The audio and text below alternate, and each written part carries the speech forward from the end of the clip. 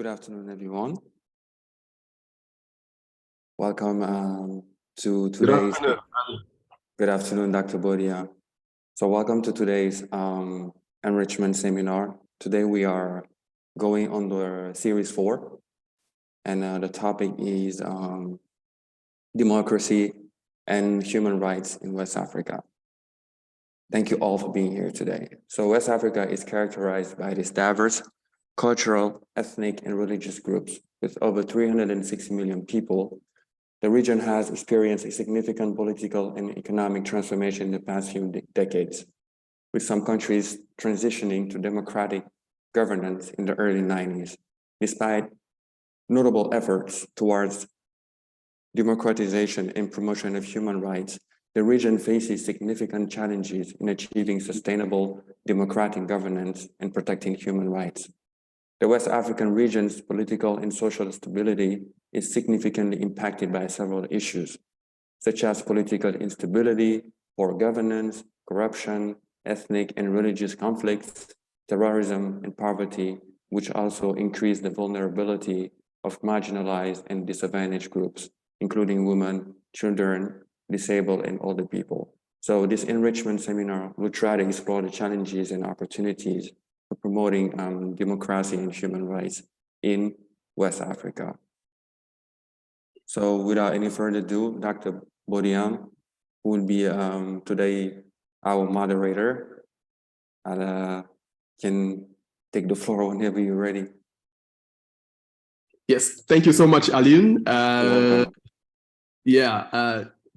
Fellow, ladies and gentlemen, distinguished guest, Yahya Ibrahim, who is our guest speaker today, and esteemed Fulbright grantees, welcome to this enrichment event and discussion on democracy and human rights in West Africa. And as a moderator for today's event, it's an honor to facilitate this important dialogue among experts, but also you guys, scholars and researchers, who have gathered here to shed light on the challenges, but also progresses and opportunities related to democracy and human rights. As Alioune mentioned, our aim today is not only to identify the obstacles and shortcomings when it's come to promoting democracy and human rights, but also to highlight success stories and innovative approaches that have been effective in promoting democratic values and protecting human rights within the region. And this is our fourth, Alioune, if I'm not mistaken, the fourth enrichment event. Yes, it is. The first one on the challenges of research in West Africa, and then we had another one on education and curriculum development. The third one was related to, Alioune, remind me? Public policy in West Africa. Public policies in West Africa. So we just talked about various policies and how they impact our societies. But we thought that human rights and democracy is a very important component when we talk about the stability of West Africa. So we decided to bring it into the conversation. So, and this topic will be discussed by prominent researchers in this area. And I will start with our guest speaker, Dr. Yahya Ibrahim, who has expertise in various areas, Sahel region, Islam and politics, defense and security, political contestation, international development. But I want to say something. Ibrahim was my roommate, so we used to be a roommate for 3 years at University of Florida. And today he's a senior analyst at the International Crisis Group that many of you know. So he gained his PhD in political science from University of Florida, and his dissertation focused on Islam and political contestation in the Sahel region. It is a comparative study of the phenomena of protest riots and jihadist insurgency in Mauritania, Niger, and Mali. So it's kind of comparative perspective. He's also a co-founder of the Sahel, of a research associate with the Sahel Research Group, which I'm also part of. And Ibrahim is an alumnus of a Fulbright program. So that's the other side, an analyst for freedom in the world in Mauritania and Niger. And I was also an expert. So we share a lot of things. He has a background as a sociologist, and then he has also expertise in Islamic jurisprudence and management. So he published many articles on region. One of them being region at risk, preventing mass atrocity in Mali. It's a very, very interesting piece for those of you who wants to know how the conflict in Mali started. I think you need to read this piece. He also published another piece, The Wave of Jihadist Insurgency in West Africa, Global Ideology, Local Context, and Individual Motivations. So welcome, Ibrahim. And then we have Fulbright speakers. Thank you. Yeah, James Chokogu. James, did I say your name right? Yes, good morning. Yes, Shokogwe. That's pronounced Shokogwe. Okay. Fulbright Public Policy Fellow. He's a PhD candidate at Liberty University and has close to 50 years of experience with local police, military police, and civil affairs operations with the US Army.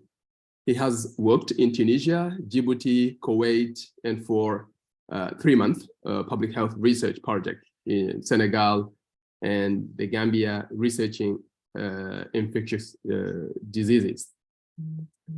He is a trained medical specialist and first aid instructor.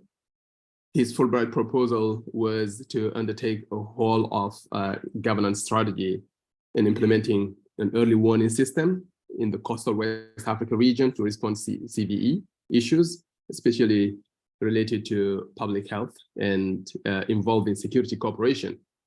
He proposed enlisting local government and outcome-oriented approach and one top source resource to CVE issues.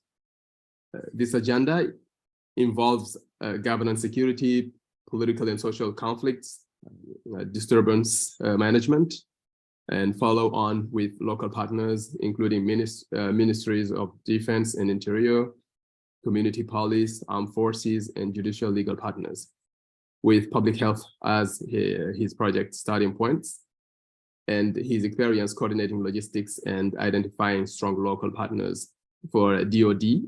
He sought to establish and then design and inform information sharing and organization synchronization disaster response plan. He partnered closely with USAID and US Embassy Political Economy section and consulted with the National Disaster Management Organization in the region. So he has advanced French and elementary Arabic. Welcome, James. Thank you. Thank you so much for the introduction. We have Stacy van der Hertz, who is a cultural anthropologist who has conducted research in Nigeria since 2008. She earned her PhD from Brown University in 2014 and is now an associate professor in gender studies at the University of Kansas, USA. She is currently serving as a US Fulbright Scholar with the Department of Sociology at the University of Lagos, Nigeria. Stacy, welcome. Hi, thank you. Dr. Kimberly Johnson is an associate professor in Minnesota State University, 2002-2003 Fulbright US Scholar in Sierra Leone. She completed her PhD in educational psychology and special education in Southern Illinois University, Cambo Dal, in 2014. She teaches courses related to instructional design, classroom management, and method for teaching reading, Her research agenda centered in inclusive learning environment and more recently global education issues, particularly literacy.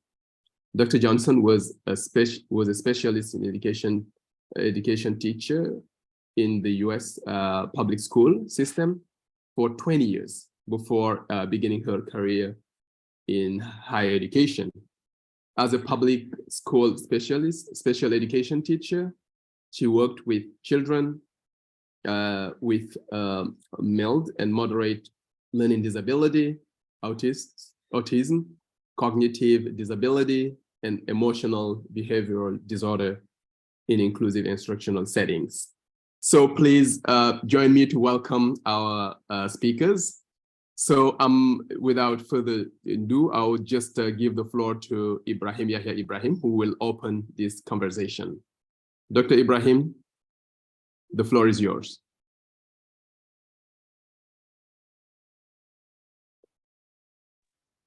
Hi, thank you very much, Mamadou. Thanks for this generous presentation, and everyone. I thought that I would be the last to be presenting, so if there is anyone you're supposed to be the last. I think James is going first with his presentation. Sorry about that. Yeah, thank you very much for this confusion. So James, so I'm gonna stick to Aliu's instructions because he is the boss. Yeah, no problem. Yeah, sorry, that's what's on the agenda, so just try to go by it. Absolutely. So for the speakers, you guys, just a quick reminder, have 15 minutes max. So just asking everyone to please try not to go over the 15 minutes mark. Okay, I'll keep the time. Yeah. Sounds good. Thank you. James, please go ahead. Yes, thank you. I'm having some trouble with trying to share my presentation on the screen. I'm wondering if I can have some assistance with that. James? Hi, can you hear me? Okay, are you on the main screen where you can see everyone? Yes. On top? Okay, at the bottom, you see in green, it says share screen. Okay. Okay, once you click on that, you should be able to access your file. Wherever you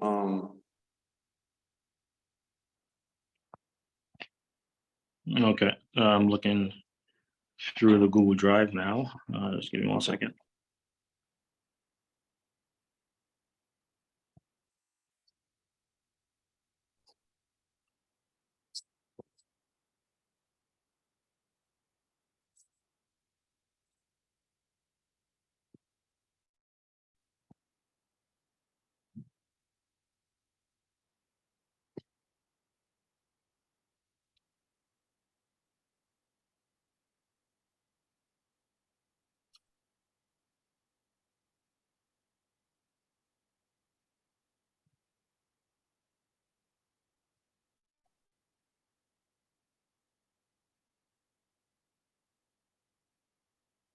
James, is that okay?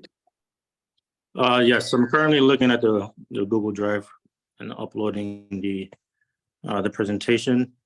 Should be opened up shortly. Just give me about a minute, please. okay, no problem.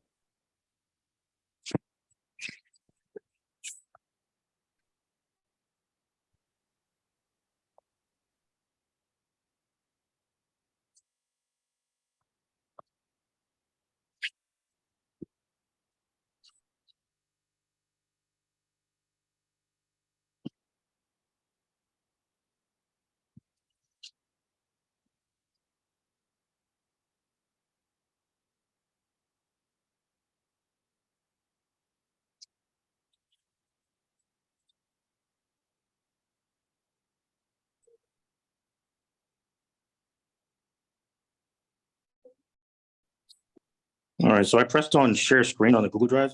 Not sure. No. Well, so you have to open the presentation you want to make. So is it a PowerPoint presentation? Yes, it's a PowerPoint presentation. No. Okay, so you double click and then you open it and then you go to share screen on the Zoom screen. Okay. Then you pick the presentation you want to make. Okay. Let's see.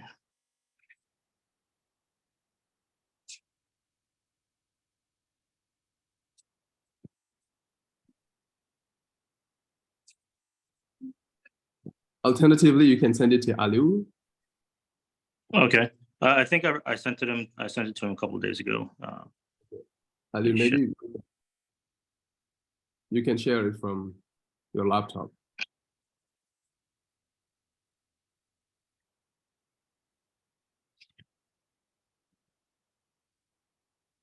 Okay, no problem.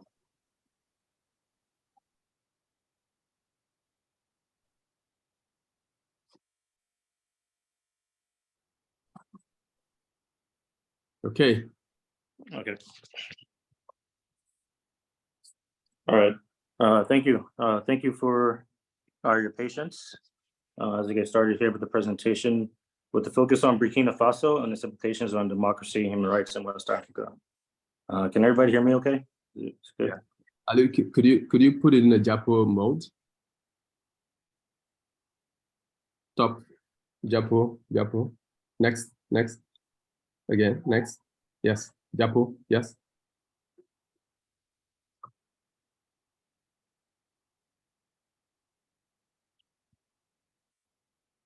Yes. Partagez à partir du début.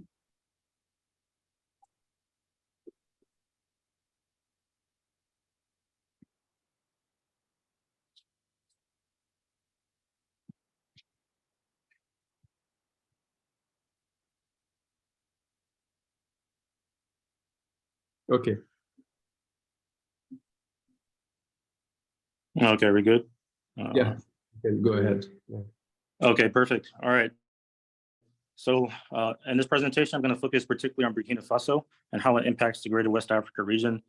As we can see, if you can move to the next slide, I'm going to look into the agenda. So for the agenda for this presentation, I'm going to look at the post-colonial Burkina Faso timeline, its history after independence, democracy and human rights, particularly in Burkina Faso, the security situation that's currently engulfing the country in terms of the jihadist security situation, the government response to that security situation, what it means for democracy and human rights within the country in greater West Africa, and ways forward that we can promote democracy and human rights in the future, looking at certain case studies in the region. So Burkina Faso has a history of undemocratic governance and coups d'etats and military takeovers. There are also some glimpses of democratic traits within the country with the presidency of Thomas Sankara and President Kabore.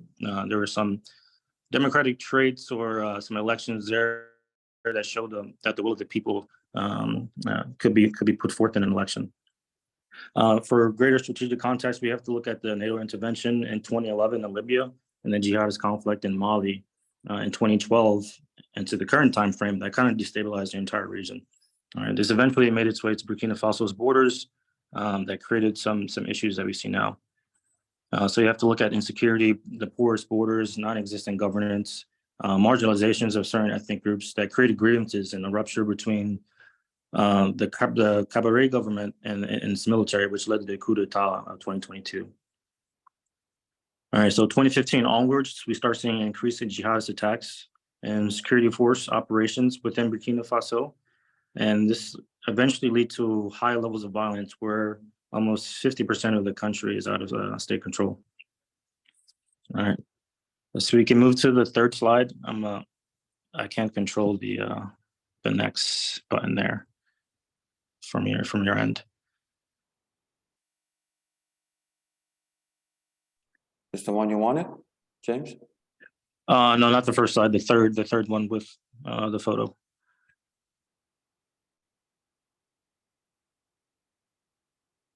The first one.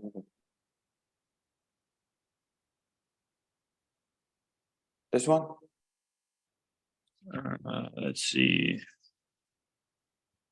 For some reason, it's not changing on my screen. Is it? I'm not sure if it's showing properly on my screen. Are you The currently on slides aren't slide? changing. The slides They're aren't not changing? changing from the screen share. Yeah. Oh, okay. Well,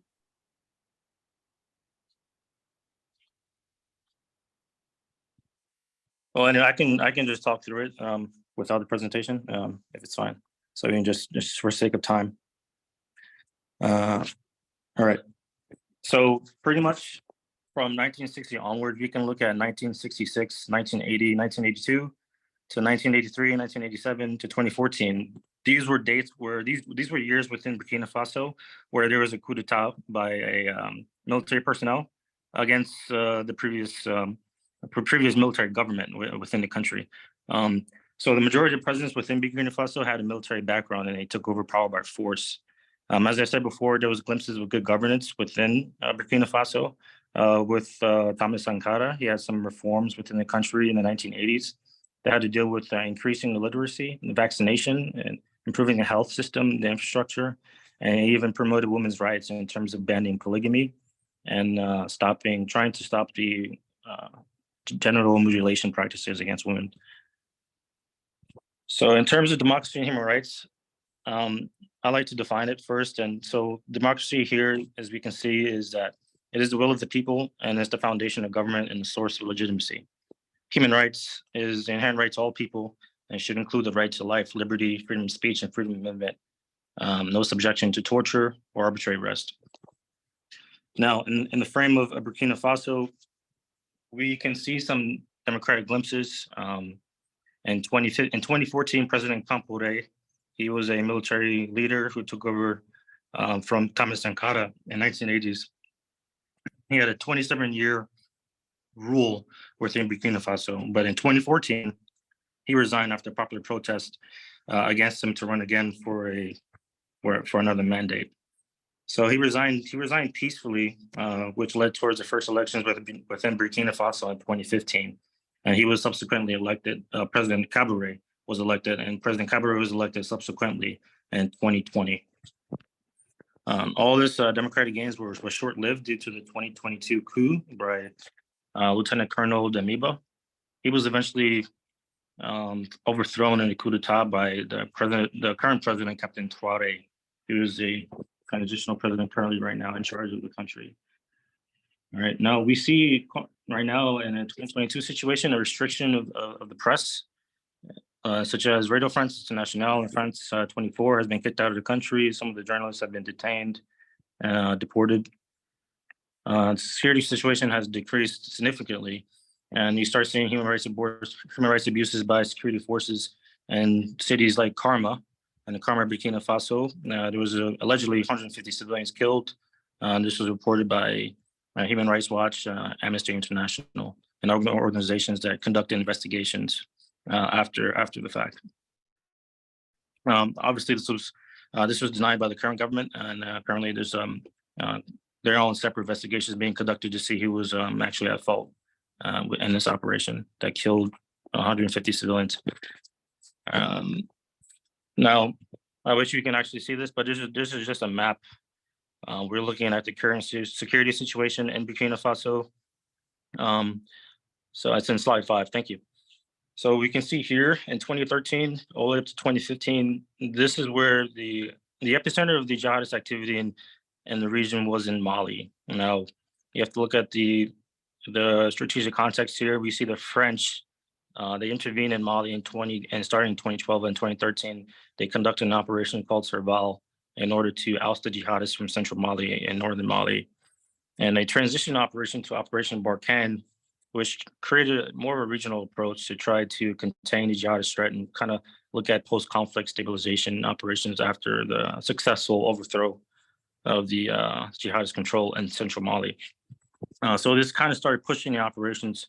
If you look at the red dots is the violent activity conducted by certain extremist groups in the region. So you can see a lot of those red dots are conducted by ACME, that's Al-Qaeda in the Islamic Maghreb. Obviously, they're affiliated with Al-Qaeda, but it's also a loose coalition with other extremist groups in the region. You see the Masina Liberation Front. You start seeing Ansar al-Din. and then in the future, we start seeing it in Burkina Faso, Ansar Islam. All right, so as we see the French intervention, the Mali joint operations, they start pushing kind of the problem more towards the center, the tri-border regions. We look at Mali, Burkina Faso, and Niger. This is what I mean by the tri-border. This starts to create more of a pressure on the Burkina Faso government as we start shifting the jihadist groups towards the center, where they try to seek refuge in the forested areas. Now, it's kind of, for me, this map promoted for me a research question. Because if you look at the transitional period of 2014 and 2015, this is when President Compaoré decided to resign, and President Kabore he was elected president. So before this, there was no trace of any violent conflict from any jihadist source within Burkina Faso. But 2015, 2016, we started seeing Burkina Faso starts to get closer and closer to having that red dot activity within this country. So if you can move to the next slide. You see in 2016, you start seeing the first attacks in Burkina Faso. You start seeing that first red dot there. And so 2016 is kind of the inflection point. You see that Burkina Faso starts to become a target for jihadist threats and jihadist activity. And so my question is, and kind of what I supposed, I hypothesize honestly, that President Kabore, being a civilian, he had less control of the armed forces. And so the armed forces was a little bit more disorganized in a democratic transition than it was under authoritarian rule. So it's kind of like a paradox where are we trying to stabilize the situation or create more democracy, or why can't we have both? So you start seeing local jihadist groups being recruited and Burkina Faso rather than them being from the Malian theater of operations. You start seeing attempts by jihadist groups within Burkina Faso. They try to drive a wedge between the state and the population. This eventually succeeded in 2022 as they started attacking security forces and providing essential services to populations within northern Burkina Faso and the marginalized ethnic group of the Fulani. All right, so they started recruiting more based on these grievances, this lack of governance by the security forces and the government itself. And so they start to dream up plans for a caliphate, and they start using the French presence in the region as a sort of recruiting fodder, as a recruiting banner in order for them to gain more support and resources. And so they seek the recognition of groups like Al-Qaeda, like Islamic State. And honestly, this creates more of a kind of a win for them in terms of like making more people join their team. If you look at the next slide, if you fast forward 4 years later, you see that in 2022, the entire government, the entire country of Burkina Faso has been just engulfed. You see that much of the activity, much of the red dot activity there, the violent events, has been concentrated on Burkina Faso. So the Malian government, the French that were previously there, they kind of pushed a lot of those forces out into that tri-border area, and they kind of just infiltrated into Burkina Faso. And a lot of this had to deal with the fact that there started being a regional approach to the situation. You see the G5 Sahel being created in 2017 all the way up to current situation. G5 Sahel is the Mali, Niger, Burkina Faso, Chadian, Mauritanian coalition that tried to create a regional military approach to combat the jihadist groups. So you start seeing Burkina Faso just being extremely targeted. So you have nearly 50% of the country out of state control, 10,000 people killed within the country. You have millions displaced, and you start seeing the first hints of spillover into the coastal states. You see in northern Cote d'Ivoire, northern Ghana, northern Togo, northern Benin, starting to see a little bit of violent activity within those areas, because within that northern border region, there is ungoverned areas, and there's also forested areas where places jihadist groups can take cover. They can avoid strikes. They can avoid surveillance, and so that these communities in these countries in the coastal states, they start becoming such as resupply or just rest areas, essentially for the jihadist groups. Also in 2022, we start seeing more increased security cooperation with Russia. Also, we see the French being ousted from military bases in Mali and Burkina Faso. So we start seeing, if you look into the next slide, the response by the Burkina Faso government, So now we're looking at a state where now the country is being taken over by military authorities. President Kabore was overthrown in 2022. There was another by a military lieutenant colonel, and he was subsequently overthrown by a captain several months later due to the insecurity situation and the fact that military forces didn't have enough provisions, food, supplies, any support to conduct their military operations in the northern eastern areas. Sorry. So we see here that pretty much there's a state of emergency in Burkina Faso. Most of the violence is concentrated in north and east. So we see the Burkina Faso government start to arm local civilians. So these are militias. They call them the VDP. Essentially, you know, comparability you can say in the United States or like a community watch group, but there it's a little bit more decentralized and where they have you see greater coordination in certain cities and areas of the United States with a community watch program.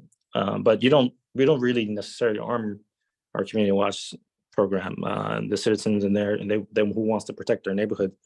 But the security situation in Burkina Faso is so dire that they have to arm them with Kalashnikovs, and they provide them maybe a week or two of military training. But this is not enough in order to prevent human rights abuses. A lot of the brunt of the casualties from the government side is on the VDP, because they're the front line. They're in the communities where the jihadist groups are attempting to recruit from.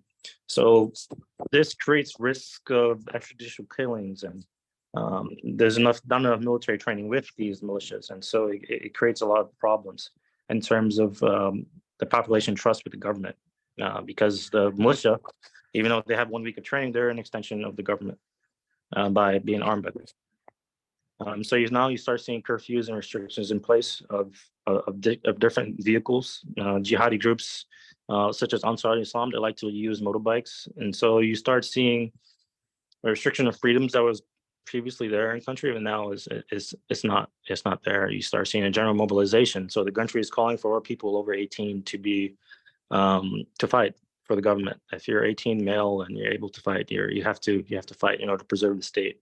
So you start seeing vehicles, clothing, food, houses being requisitioned in order to support military operations against jihadists. All right, so if you look at the next slide. So what does it mean for West Africa? I think that it creates pressures in the border areas. And as we talked about before, in the coastal states, we look at Cote d'Ivoire, Ghana, Togo, and Benin. There's a lot more increased attacks in these northern border areas, and so there's an increased displacement. There's a pressure in the communities to host a lot of these refugees that are coming over the border. This creates a strain on the local resources and communities, and state authorities who are trying to provide some modicum of security and governance in these areas and these communities that are they're just overwhelmed by the increased population in their areas, in cities in the border areas of Burkina Faso. And this creates a strain on the local community, and obviously sometimes it can create a backlash against people who are coming from the country, who are of a particular ethnic group, or seemingly who they consider to be almost allegedly jihadists because they come from a certain ethnic group. This creates a sort of a mistrust between local populations, so you might see an increased rate of ethnic violence. Okay. James, can you just go a little bit faster because running out of time? Okay. All right. So I'll try to finish. I'll close up in the next minute or two. So also you start seeing increased IED activity. So it provides explosive devices being attacks being conducted in Togo and Benin, and this is you saw this before in 2016 in Burkina Faso. So it shows an increased sophistication and collaboration between different groups, and now they're sharing this sort of expertise in Benin and Togo and other countries in the region. Next slide. All right. All right, if you can move into the slide 11, slide after that. All right, so if you look at ways forward, I think that you can't have any democracy or human rights unless you secure the population. So you need to have security, and then you can have development and a transition to civilian control over the government rather than military control over the government. I think that the basis and foundation of having a democracy and human rights protections is to have that civilian control of the government. So in terms of Burkina Faso, with military authorities in control, obviously it would be better for them, based off of democratic norms, to have civilian control of the government. I think also finally you need to restore essential services, create more development, try to improve the health sector, education, create jobs, water, bring back food and sanitation. And finally, to create a dialogue. You have to have a dialogue with insurgent groups and to foster sustainable peace. And I think a good case study for the region could be Niger. But since Niger, they're hosting a lot of French forces, I don't think Burkina Faso might want to go that route. But they might want to look at the case of a Rwanda, where Rwanda has a lot of security force successes, and they also have the good development within their country, and they suffered a devastating civil war, and they managed to get out of it and develop their country. And also you see Rwanda right now considering joint operations with Benin, and I think that could be a way forward rather than pivoting their support towards Russia or China, which is obviously not aligned with the interests of the United States. Thank you for listening to my presentation. Hopefully it was coherent. Take care. Thank you. Thank you so much, James. And I think this is a great presentation. It brings up the question of security, but also security in the region in relation to all these violations of human rights. And I think one core issue that you discuss is basically the inroad of these militant Islamists who took over a very important part of the region, but also particularly in Burkina since the Malian crisis started in 2012.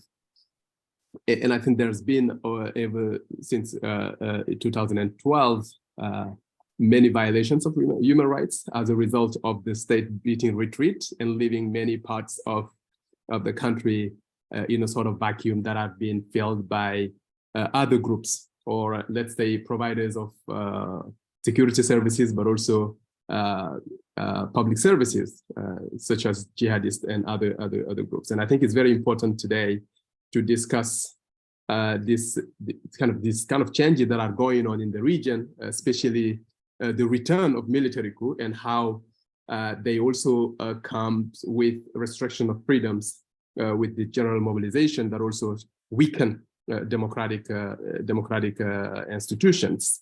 And I also like your conclusion. So how to, move forward, but also making sure that to promote civilian control of the government to foster democracy, but how to promote public services, but also create an environment that allows people to dialogue, even with insurgent groups. And I think these are very, very, very important conclusions that we can discuss maybe later on. Thank you so much. So we're going to move to the next presentation. Stacy. Hi, good afternoon. Good afternoon. I've been getting notice that my internet is unstable. So as I try to share this screen, I'd also like you to just let me know if it is impossible to follow me, in which case maybe we could wait and I could try again in a few minutes after another presenter. Okay. Any updates on the quality of the feed? It's good. It's perfect. Okay, well then let's seize the moment. And can you see the screen? Yes. Fantastic. Clear. What luck. All right. So I have been doing research in Nigeria since 2008 when I was a master's student. And then of course, as a PhD student and for the past 5 years as a faculty member. Most of that work was around the issue of human trafficking.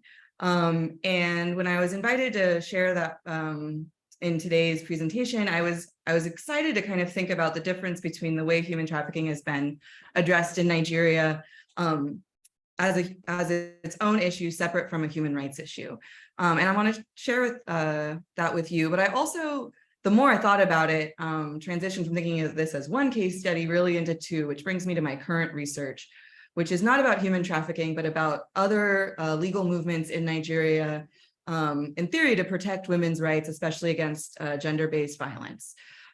So I want to share some finished research with you, and then also some ongoing questions that I have that kind of bridge the two projects. And through that work, I've come up with maybe a new title or a question that drives my research in both areas, which is what role do carceral systems, basically criminal justice systems, have in protecting women's rights? And if we just look towards the human rights declarations, there's some pretty clear human rights that people have about access to justice and equality before the law. But as an anthropologist, I've been looking more closely about how some of those priorities have taken shape sort of on the ground. And I think human trafficking is a really interesting question for this. So what I want to do today is compare the human rights and criminal justice frameworks as approaches to solving problems in women's lives. I want to look at the history of human trafficking law a little bit in the global frameworks and then specifically in Nigeria. And then I want to apply the insights of that research to this current question of how to address gender-based violence here in Nigeria, where I am based. So already I've implied that there are two different ways that people have thought about human trafficking and can think about human trafficking.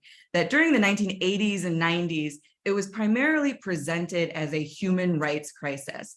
And through that, it was sort of a niche issue that some women's advocates cared about, and certainly like humanitarian workers were seeing, but it never really galvanized the interests of states and governments and international organizations to do something on a massive scale.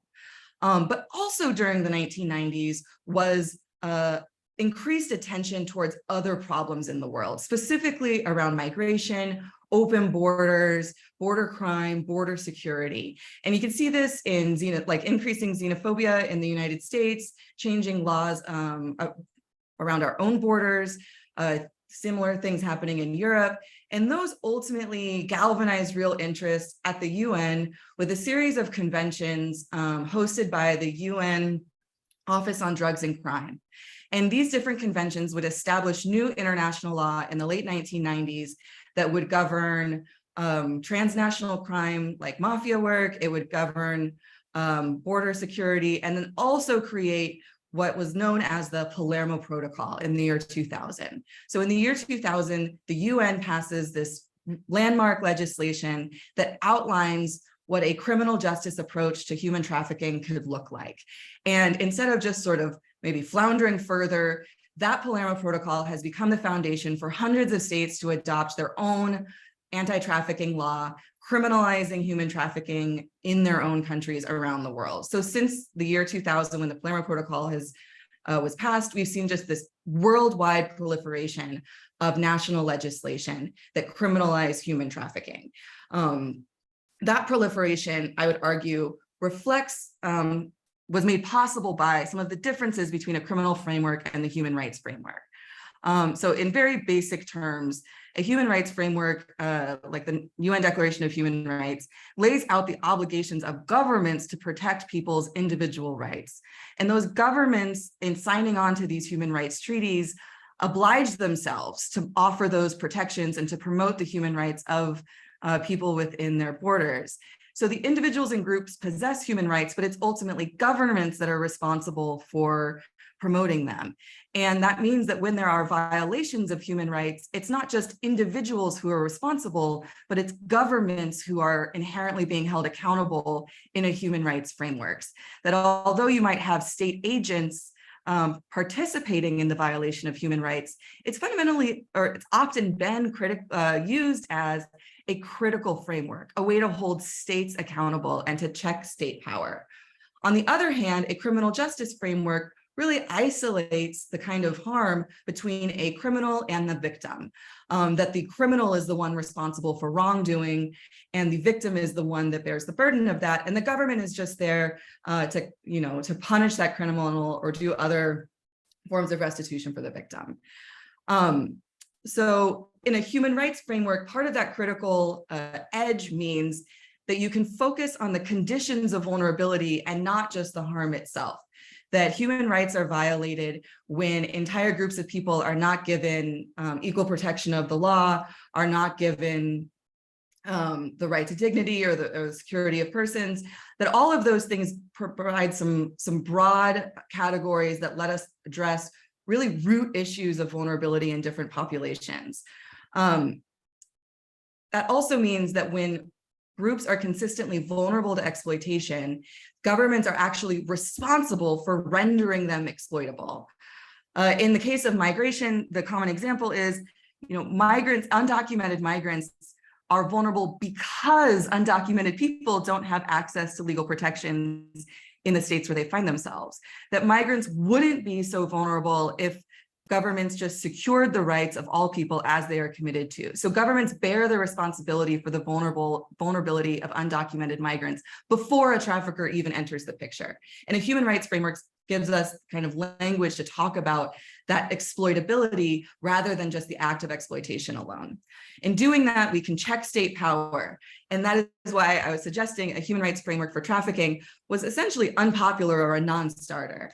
A criminal justice framework, on the other hand, isolates the act of harm, holds the criminal alone responsible, and in the process, instead of checking state power, it enhances state power. In the case of human trafficking, it not only enhances the kind of investigation and prosecutorial arm, but it also has been used to enhance state power in securitizing borders, in militarizing borders, and really just expanding the reach of the state into all of these other areas. And in part because of that, these kinds of interventions have been very popular in promoting human trafficking interventions around the world. Now, one important part of the Palermo Protocol that was passed in the year 2000 and all of the state legislation that's been passed since then is that it does try to bridge some of this by kind of having three different arms that would move us beyond the simple prosecution accountability that is common in other criminal justice frameworks. That is, anti-trafficking law is always supposed to include a prevention element and a protection element. So there's really an emphasis on specific resources for victims, specific rights of victims that are written into anti-trafficking law itself. Now, that's, I guess, promising in some ways, but what I would argue and what many scholars have observed around the world is that it just hasn't been borne out in the ways these laws have been taken up around the world. And then in my research, I would say also in Nigeria. So the Palermo Protocol was passed in the year 2000, and Nigeria passed its own trafficking law in the year 2003. This prohibited human trafficking within Nigeria, and it also regulated a number of other associated events like undocumented migrants or soliciting people to participate in prostitution and things like that. But this wasn't simply a case of the kind of Palermo Protocol setting out a global mandate and the Nigerian government taking it up. I think it's important to note that Nigeria was experiencing its own sense of migration crisis in the 1990s that led to some internal activism that was concurrent with the Palermo Protocol, but not entirely derivative of it. That Nigeria had its own politics of trafficking even before they were using the language of trafficking that really became prominent with the Palermo Protocol. And specifically, that was this deportation crisis that was happening in the 1990s up until and after the democratic transition, Nigeria's transition to democracy in 1999.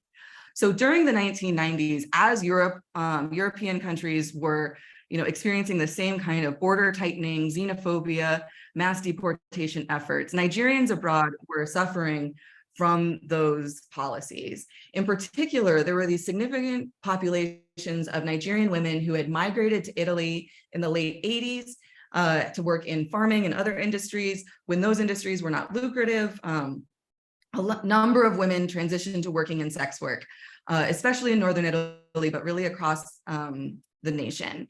And in the late 1990s, these women were deported back to Nigeria in these plane loads that were well documented by media, publicized all over, and really making a sense of national crisis about this migration problem, that these Nigerian migrants were bringing shame to the country of Nigeria, especially in its kind of proud moment of democratic transition. And they were their own problem for the Nigerian government to deal with. That means that when Nigeria passed its own anti-trafficking legislation, the history was only, in the past few years that they had been shaming and blaming these women. Now they were declaring them to be victims. So in this slide, you can see a prevention poster or billboard in Nigeria. This is a photo that I took a while ago now, let's say 10 years ago. But you can see that it's a woman in particular being addressed by the anti-trafficking campaign, that she's the one that should be wise. and say no to irregular routes to end human trafficking. And then my own work as an anthropologist, I've studied not only these prevention and awareness campaigns, but also work inside the shelters for human trafficking victims. And what I found inside those shelters is that the same shame and blame was going on for victims of human trafficking. And so this is a excerpt from kind of publicity materials from the national agency responsible for stopping human trafficking. And they're saying dealing with victims is very challenging. What she means is that victims, again, are the problem here, rather than the kind of focus of the suffering, that victims have been resistant to these interventions, but the interventions are kind of taking place independent of what victims want for themselves. And therefore counseling has, in my observation, largely involved trying to convince victims to do something different with their lives, that they should be the ones to say no to trafficking, rather than directing resources towards, interventions directly with traffickers or community-wide and stuff like that. So even though trafficking, globally, anti-trafficking laws globally and Nigeria's anti-trafficking laws in particular are meant to have this victim-centered approach, in practice, what we see is the victim-centered approach has just been used to chastise victims more directly. Victims are regularly rescued against their will, identified as victims, that is, and referred to the anti-trafficking center and detained for rehabilitation for weeks at a time in what in trafficking literature are called closed shelters. That is, once you're in the shelter, you don't have the right to leave, you don't have the right to contact people outside of it. And that's, of course, offered in terms of their protection, but it's convenient for other aims of the state, specifically to detain people with the incentive of getting their cooperation in investigation, to detain people to get more information about the broader network, that all of this goes against the kind of promise of a victim-centered approach. And so for years, I did fieldwork inside one of these shelters, documenting the kinds of debates that trafficking counselors were having with women, the way women represented their own desire to go abroad, and the ways that they, sorry, I'm just seeing that on the chat. And the kind of conflict between what the state wanted in helping them and what they wanted in helping themselves. So ultimately, I would say that this hasn't centered the rights of victims at all. And now what I want to do is quickly compare this to the Violence Against Persons Act, which is a now attempt to outlaw different kinds of violence against women. It expands the definition of rape. It eliminates an exception for marital rape. Overall, it meets a lot of these global criteria for what a proper protection against women's violence in a court might look like. But I have the same concerns with the VAP, the Violence Against Persons Act, that I had against trafficking, which is that it can, again, bolster the authority of the police, act in sort of independent of victims' own needs or intentions, and really enjoys the wide regard of international institutions and even of feminists acting within Nigeria, but it doesn't really, it doesn't necessarily hit the ground with any positive forces in people's lives. And instead, I would say it risks consuming a lot of resources that could be put in other ways to help women. And the Police is Your Friend is a kind of old campaign in Nigeria that is offered with irony here, because everyone in Nigeria knows that the police is not your friend, that the police are not a reliable source of help in any sort of situation, and in fact are the bigger, most well-known perpetrators of violence on Nigerian citizens, especially when it comes to sexual violence. And there have been a number of other kinds of campaigns in Nigeria that do offer meaningful alternatives here, that would give us new ways of approaching social change, of approaching ideas of justice, of thinking about what the state's role is in protecting women, but that just assuming a carceral solution that is outlawing certain kinds of violence and thinking that arrests and prosecutions are going to solve women's problems and offer them any real form of support, I think is still naive, not only because Nigeria's, police is a relatively corrupt institution and it has other problems of development, but for reasons that we share in the United States, where in the past, 5 years, feminists across the US have really come to question our historic emphasis on carceral solutions for feminist problems, questioning the role of the police, the expansion of police power, the expansion of the carceral state. And I think that there are histories within Nigeria that offer meaningful solutions that we can learn from in the US. And I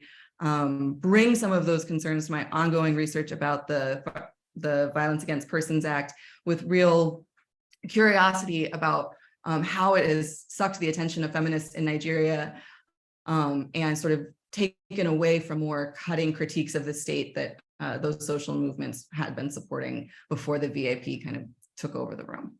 And I will stop there. Thank you so much, Stacey. Interesting. It's kind of interesting to see how this kind of this issue of human rights, but also criminal justice, the way you brought it up. Even though the framework, these two frameworks are distinct approach to address different aspects of society and legal system, and they intersect each other, but they have differences in terms of their focus. But I'm kind of curious, maybe we can come to this question later on. This idea of global, it's kind of concept of global criteria that are set by or either international organizations, but also international institutions, and the national appropriation. And today, how to think about victim-centered approach in a relevant way, to promote human rights and justice, right? Especially when it's come to migration, but also gender. And as you mentioned, how come that, for example, victims are blamed in this situation, and how to promote solutions that are locally grounded, and how culture can play a very important role when it's come to promoting human rights in relation to migrants. We're gonna move to the next presenter.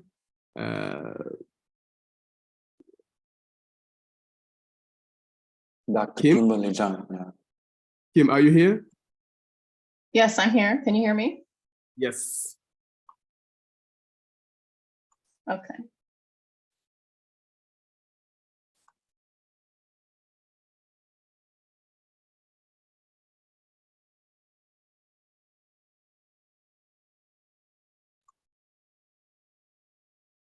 Okay, are you seeing the right screen here? Yes. Okay, good. I always get that a little bit wrong. My internet is also not stable here. I'm in Sierra Leone, so I hope this works for me today. We'll see how it goes. Okay, so my topic here is looking at students with special needs, children with special needs, adults with special needs or disabilities. I'm looking particularly at children in school-age schools, so primary, elementary, junior secondary, senior secondary schools. But the topic really applies to everybody, all people with disabilities from birth through adulthood.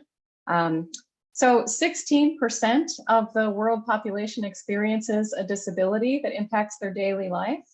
And often it's the stigma, the exclusion, the inequity, not having access to everything that everyone else has that's more of an impairment than their disability is.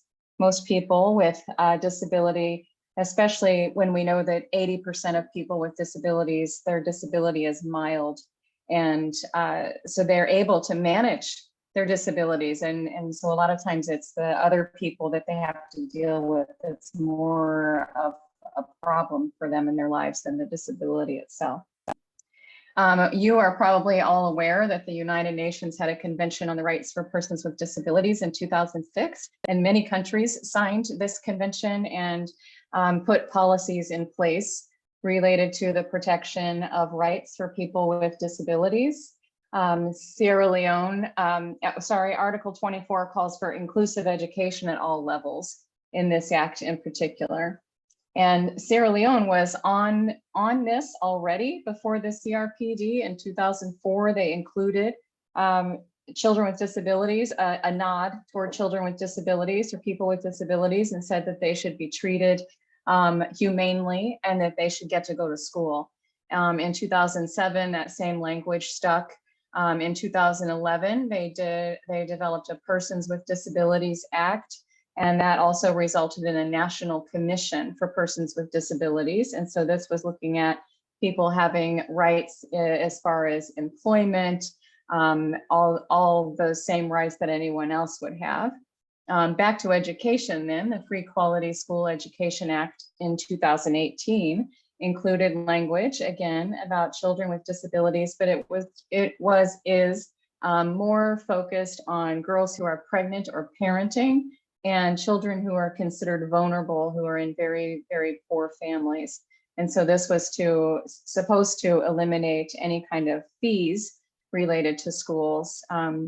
Although if you talk to almost anybody in Sierra Leone, they kind of chuckle at this FSQE and say that school still isn't really free. There's, you have to pay for exams, you have to pay for uniforms, you have to pay for all sorts of things that still make it prohibitively expensive for parents. Most recently, Sierra Leone has the National Policy on Radical Inclusion in Schools in 2021, and that was spearheaded by the Minister of Education, David Senge. And he has a book out now about radical inclusion, which I haven't gotten a copy yet. But this is the first time that children with disabilities are mentioned a little bit more. And so it calls for them, just like all the others, pregnant and parenting girls, people who are very poor and vulnerable, and then also children with disabilities to be included. That goes one step further and says they should have an individual learning plan. In the US, we call this an individual education program, an IEP. They're calling it an individual learning plan in Sierra Leone. But unfortunately, there's no language about what that is, what's included in it, what are the guidelines for it. There's also no language for identifying children with disabilities, etc.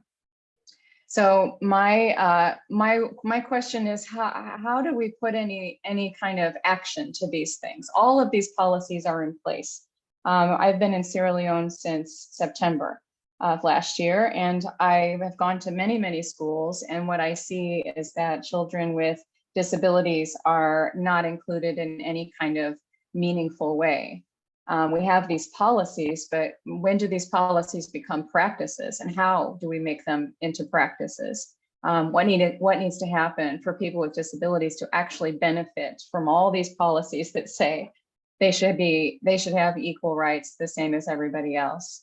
And then also who's going to make this happen? Because we have all these policies, we have many, many different programs here. If you Google disabilities in Sierra Leone, there's very many groups. I think there's a problem of the groups, none of them are talking to each other. And so everybody's kind of duplicating solutions, and the solutions end up resulting in not really anything significantly meaningful, and certainly not meaningful for many people. So my question is your human right met if it's not met in a meaningful way? When I think about people with disabilities, children in schools in particular, here's the issues. Children with vision and hearing impairments or medical impairments or physical impairments who have no cognitive impairment, they're excluded from schools because they don't know what to do in the schools. And then on the other hand, children with hidden disabilities, like learning disabilities, such as dyslexia, are included in schools, but nothing special is happening for them, so they're not learning. Same with children with intellectual disabilities. They're included, but their education is meaningless. It's a social activity for them to be there, but they're not actually learning anything because the curriculum isn't right for their needs and the level that they're at. So is their human rights met if they don't actually have education to access in a meaningful way?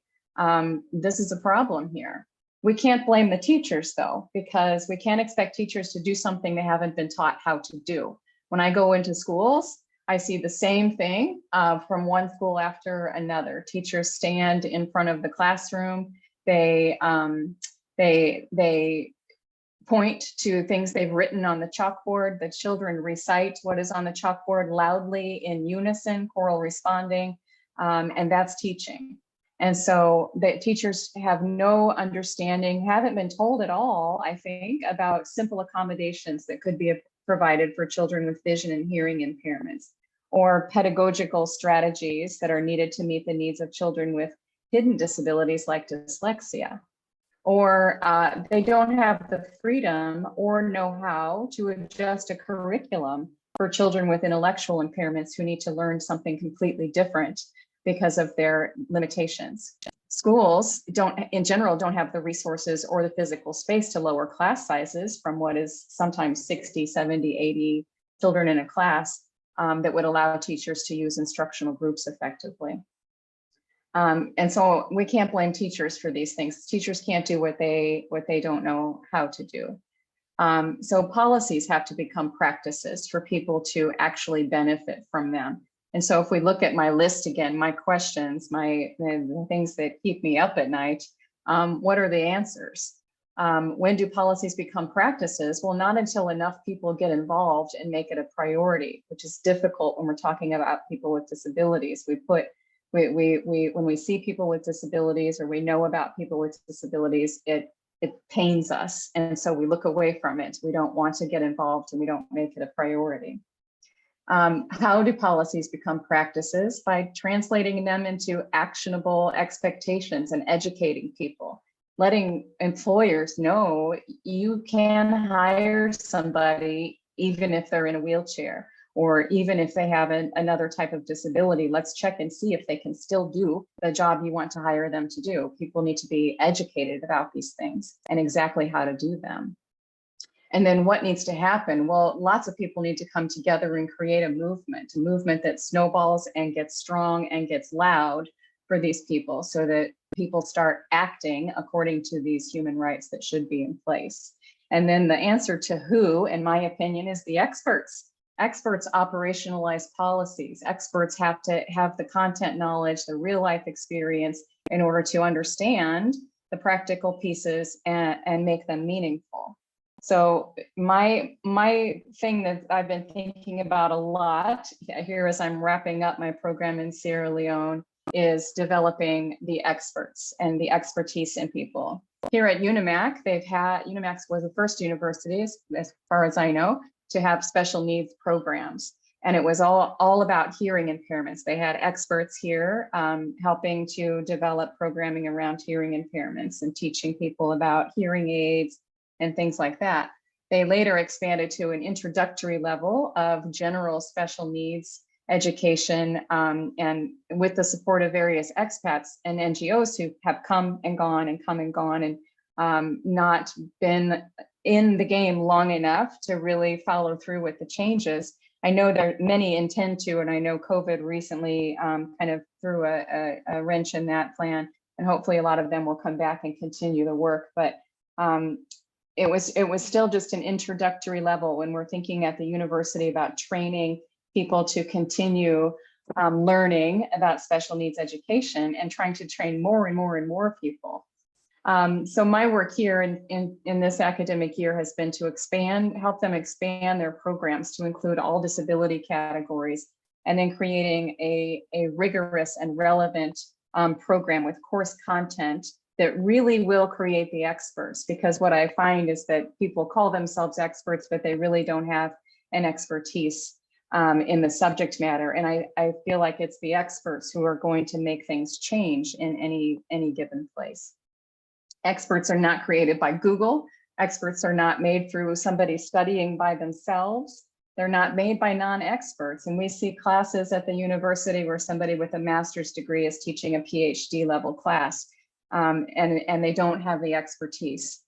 Experts are made by existing experts who share their time, their knowledge, their experience, and they work together with new people coming up to be those experts. They problem solve, they discuss, they debate, they research together, and that's how experts are developed. It takes time and money. Unfortunately, I wish education was free everywhere. But it takes time and money. This is a picture here of me with the leadership team at UNIMAC, who's in the Department of Special Needs, and then our first group of 5 bachelor's degree students who are starting this new program that we've developed. I'm hoping that it'll be this group and the ones that come after them, and how this snowball will continue to get bigger and bigger and create a movement for people with disabilities in Sierra Leone, so that they will have access to their human rights as they should. That's all for me. How do you like that? I was under the 15 minutes. Thank you so much. Thank you for this is great, Stacy, Kim. Sorry, and the questions still remain. How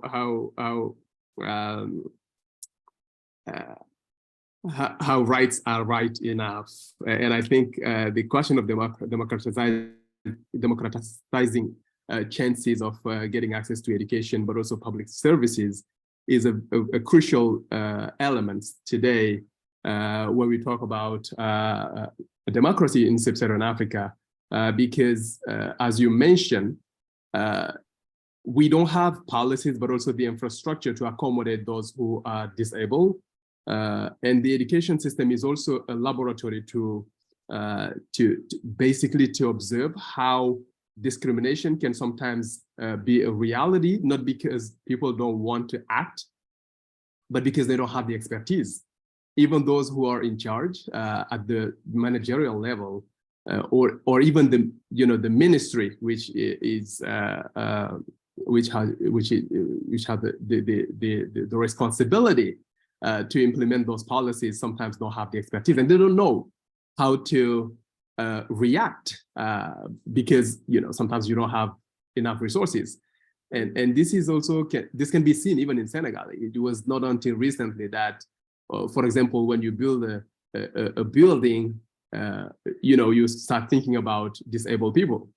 And I think this has to be part of the debate: how to promote equal rights, but also how to make sure that people with disability, especially those who are victim of hidden disability, can be accommodated when it's come to guaranteeing their education, but also beyond education, but how to make sure that the job market is also accessible to them.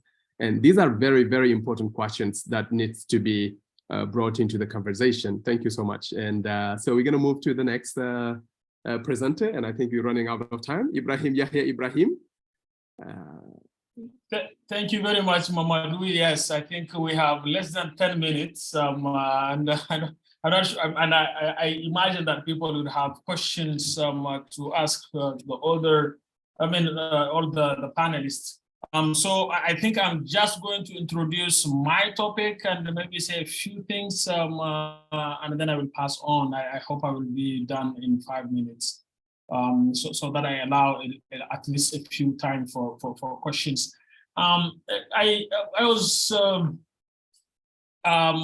would like to speak about three main topics. The first one is the deteriorating security situation in the entire Central Sahel region. The second thing I was going to talk about political instability in this Sahel region, and the third one to talk about what the time of transition, what I call the time of transition in the region. So for the first one, I think the first intervener, James, I think did a good job in terms of talking about the insecurity, so I'll pass on that one.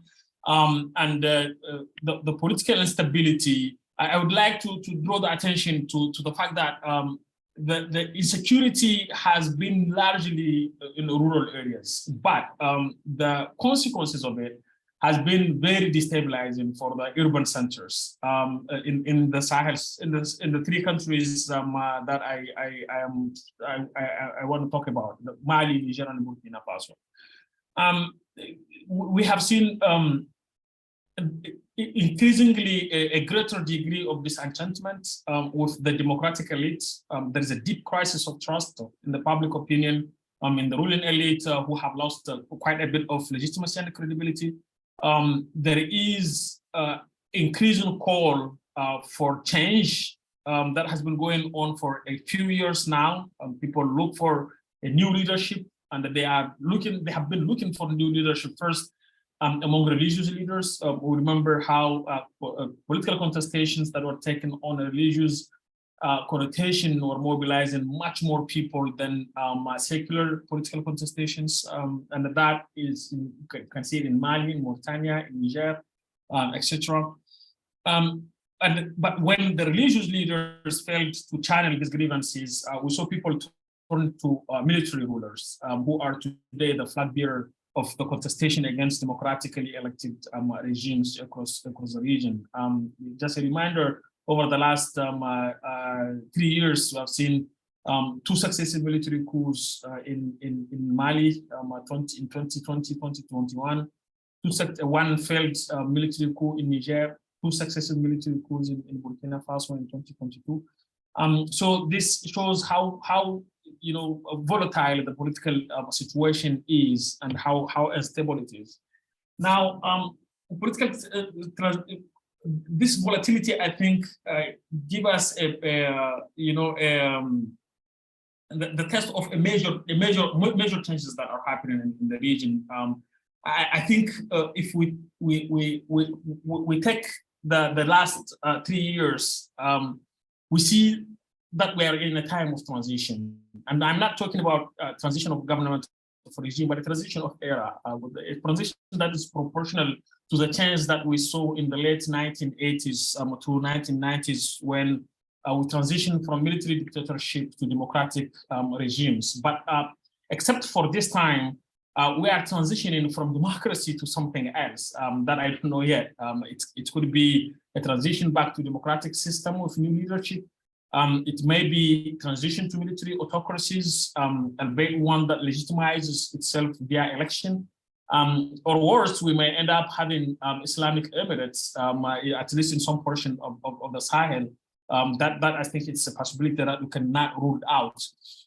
The main reason why I say that is, first of all, the degree of disenchantment that we see of democratic elites. And then the second is that those democratic elites themselves are running out of steam in the same way that we saw autocratic regimes running out of steam in the late 80s, and then a huge disenchantment that was coming among democratic forces at that time. So I think that these are very interesting time for the entire region. Time of transitions are time of great importance because the changes that will happen during this moment will lock in for a long period of time. Let us see the amount of changes and the volatility that we see in the Malian politics or in the Burkinabe politics. Niger remains a bit stable than the 2 other countries, but it is also a wait and see. I think I will stop there. It is already 4:25, and I hope to answer some questions if there are any on the few points that I mentioned. Thank you. Thank you so much, Ibrahim, for this overview. And it's very interesting. It sets the ground for a broad conversation, right?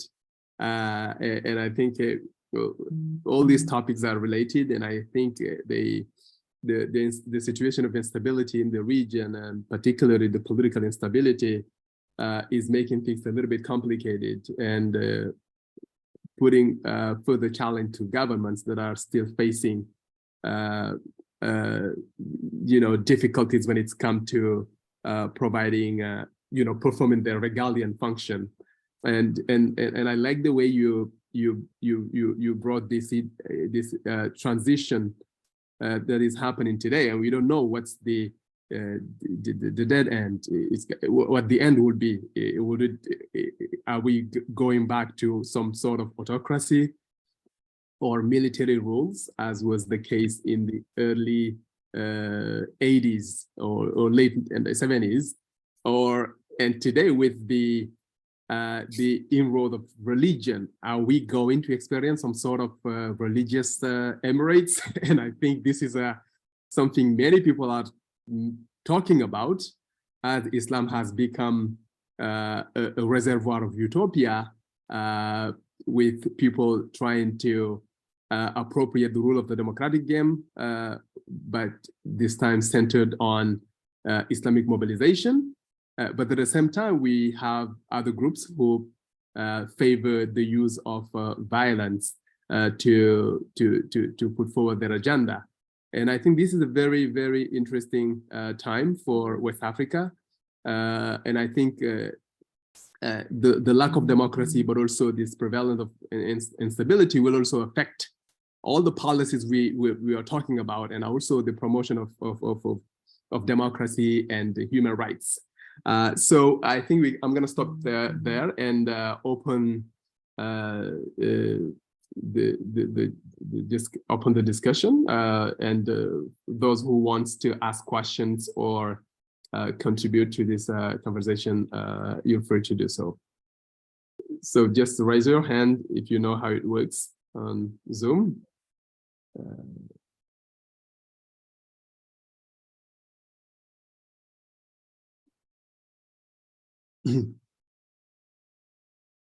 So we can have 20 minutes conversation, questions and answers.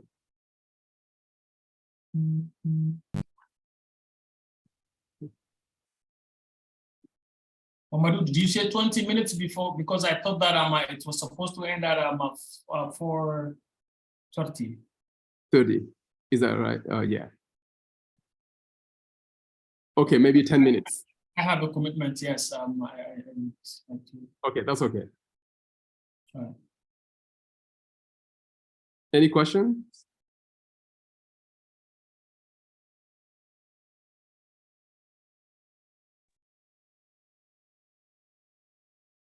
I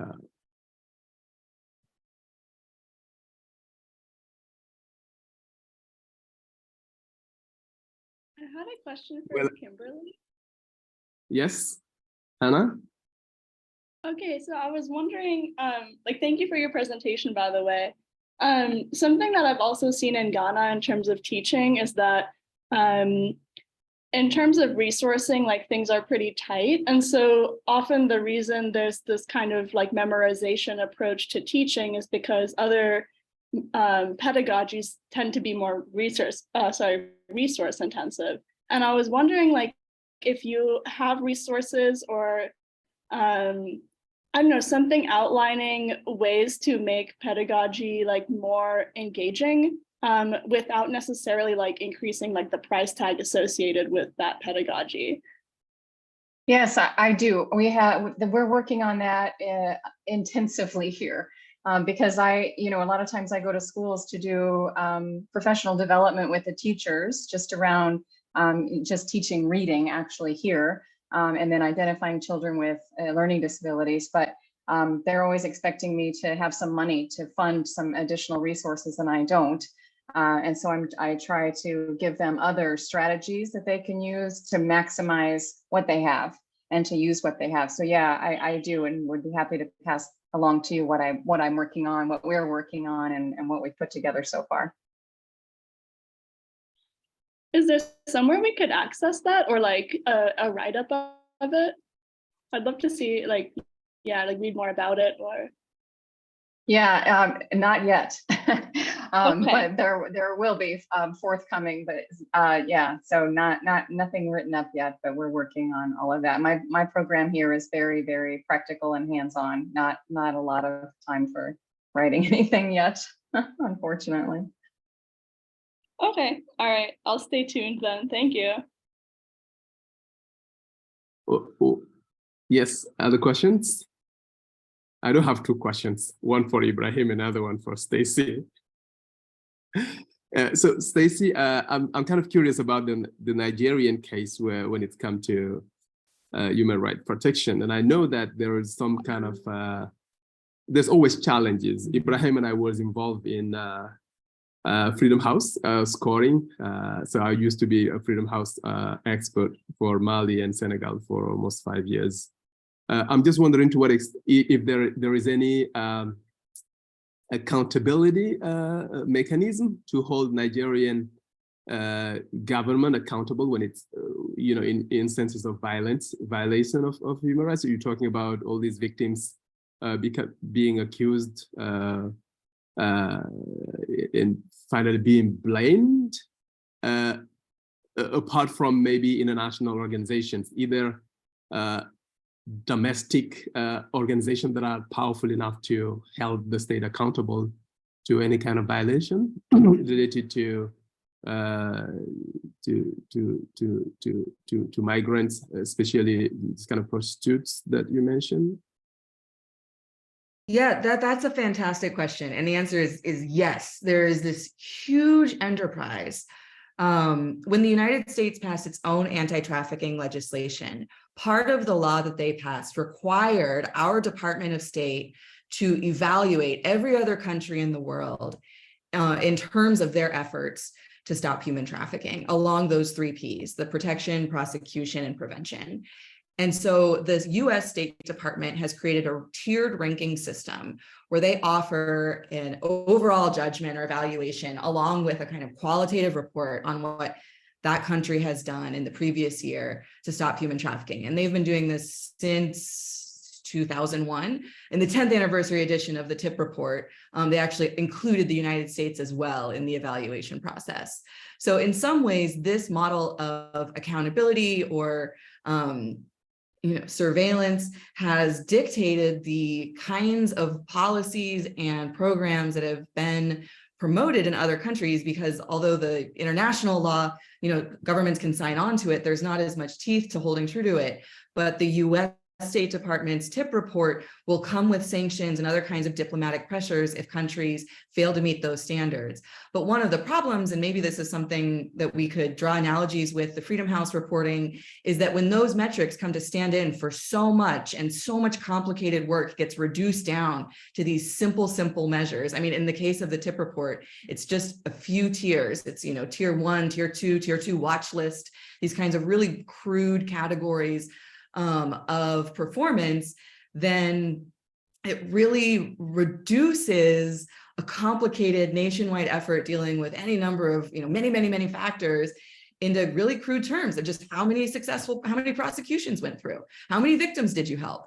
And that creates these incentives to, fill shelters with bodies and, improve year to year the number of people prosecuted, but it doesn't really hold accountable in the deeper sense of our victims getting the kind of help that they want, separate that they pass through a shelter or get, enrolled in some empowerment vocational training program.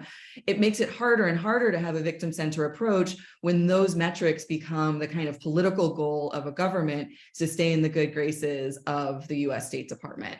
And so that accountability measure, especially in isolation, especially because it's become so dominant as the form of accountability in this global apparatus, I think is really limited in what it's been able to do. And one thing that I'll say is the TIP report has mentioned in its review of Nigeria's programs for every year for over a decade that there are reports that victims are being held against their will. And they mention it with some kind of disapproval, but it never has affected the actual outcome, that the numbers tend to reflect the same kind of diplomatic relations that the US has with the country in other areas. And so there's some kind of earnest effort to do some kind of, tracking of numbers and asking people good questions, but the actual effects of it have been, I would say, political, maybe at best, and really hollow at worst. And I think in the case of Nigeria and other places where scholars made similar observations, can actually incentivize, bad treatment,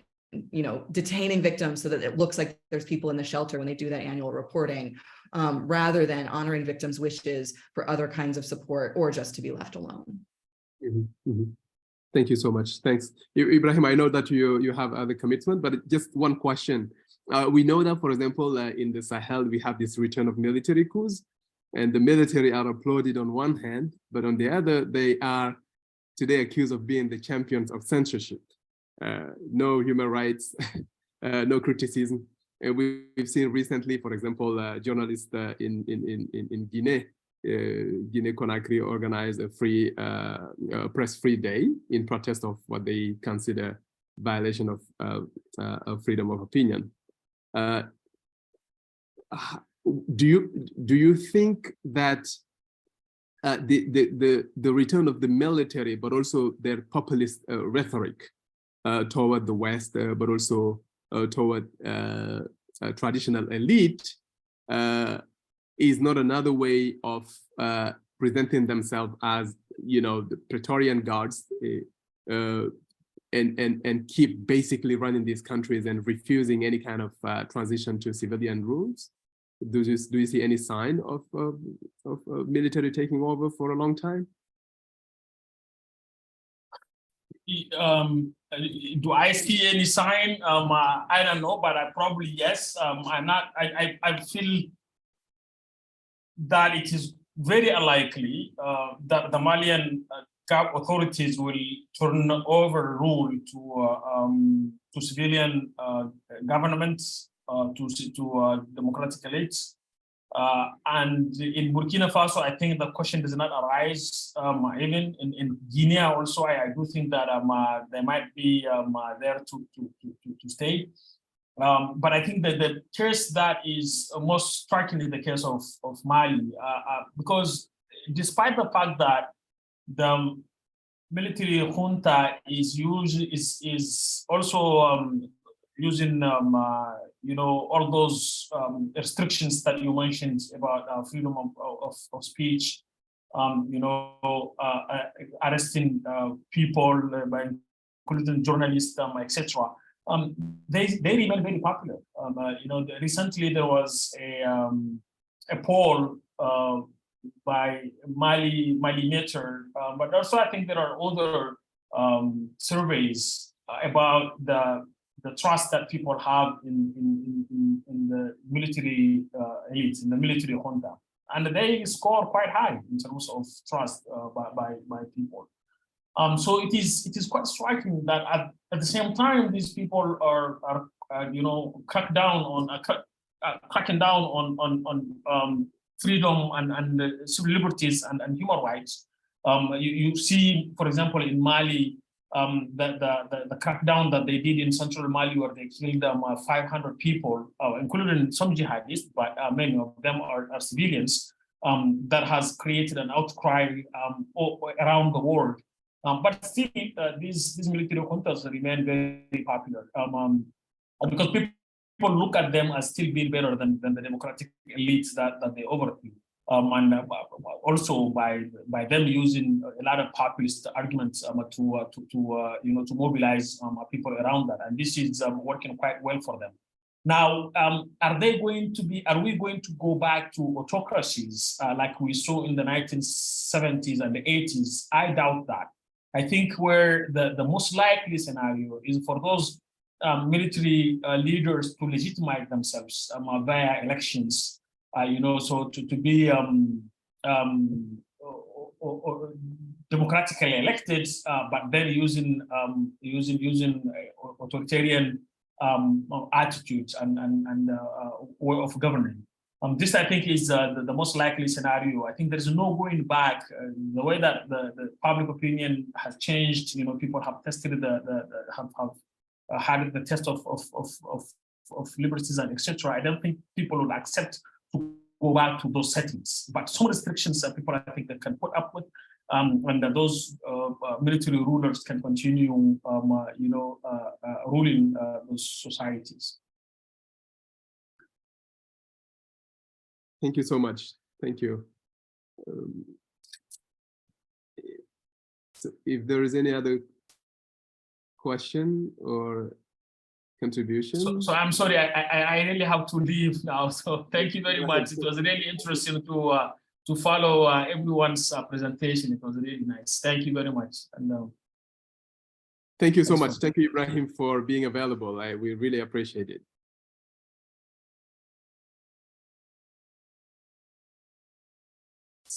So if there is any other question, we can, Aline, do you want to say something? Kate? Yes, I'll go first. I just want to say the presentations were great. Thank you to Dr. Johnson, Dr. Van der Hurst, and of course, John. This was a great, the series for me was perfect, and I just want to thank you guys for giving us your time and allow us and to be part of your work. And of course, Dr. Yahya Ibrahim, who already left. And also thanks to you, Dr. Bodian, for the moderation job. And I just wanted to announce that we'll probably be in touch the next few weeks to talk about the next seminar, which might be on environmental degradation and insecurity in West Africa. All right, so that's it for me. Thank you so much. And I wanted to suggest something. Maybe I don't know if this is the right setting. I know you guys are doing a great job, but if you can just, provide, if times allows, of course, just one page of your presentation or something you're writing on, so that we can share on the platform to get feedback from colleagues. And I think it will be very interesting. So keep that in mind. If you have time to, write a piece, just please send it to us so that we can add it to the platform.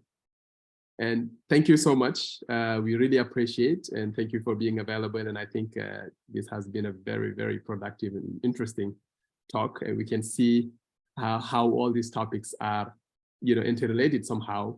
But also they gives us a sense of the situation in the Sahel and how complicated it is, but also efforts that the governments are doing to bring security, but also make sure that policies are implemented in a way that benefits the people. And thank you so much. Okay, so see you next time. Hopefully, they'll be Okay. back, even to just watch. Thank you, guys. Thank you for your time. Thank you for being here today. Thank you for the presenters. And we look forward to see you in the next seminar. Thank you, Kate. Bye-bye. Thank you, Kate. Have a good weekend, guys.